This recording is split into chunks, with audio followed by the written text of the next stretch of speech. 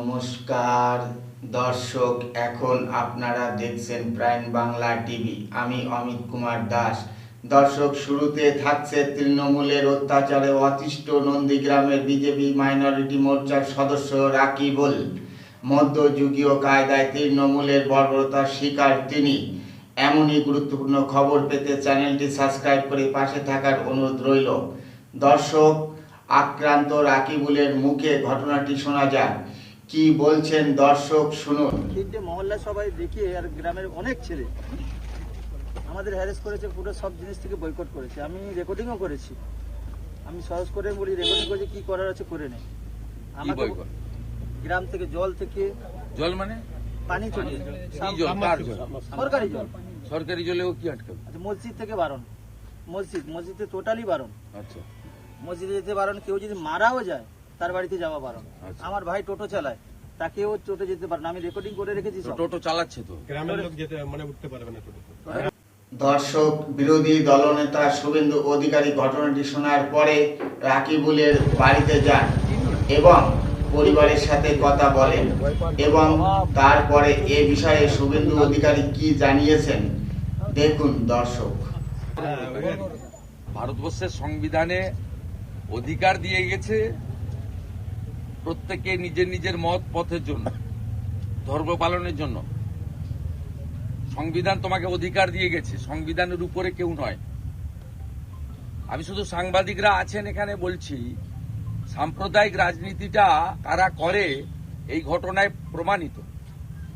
এই রাকিবুল এবং তার পরিবার বিজেপি করে বলে এখানকার তৃণমূলের মাতব্বররা মহল্লাকে ব্যবহার করে জল, সাবমার্সিবল জল সরকারি টাকায়, কারো ব্যক্তির নয়, সেখানে জল নেওয়া যাবে না। তার ভাই টোটো চালায়, তার টোটোতে কোনো এখানকার গ্রামের লোক উঠবে না। তার ধর্ম পালনের জন্য তার মসজিদে তাকে নামাজে যেতে দেওয়া হবে না।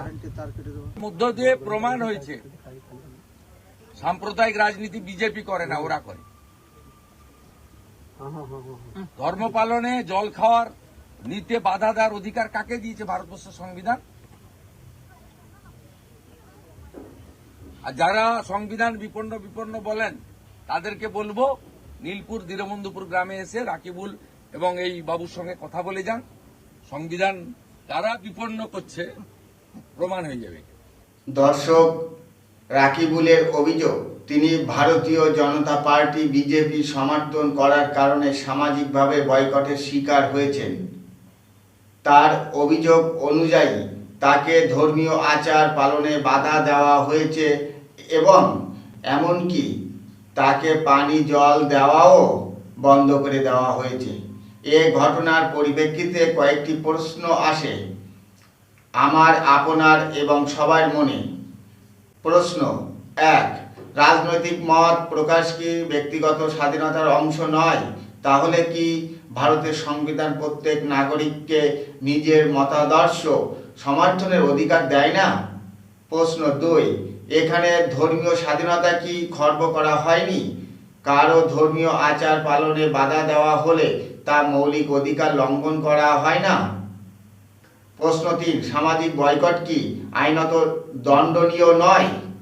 যদি তাই হয় তবে রাজনৈতিক মতের কারণে সামাজিকভাবে একবারে করা হয়েছে, তবে প্রশাসনের হস্তক্ষেপ অতি জরুরি নয় কি?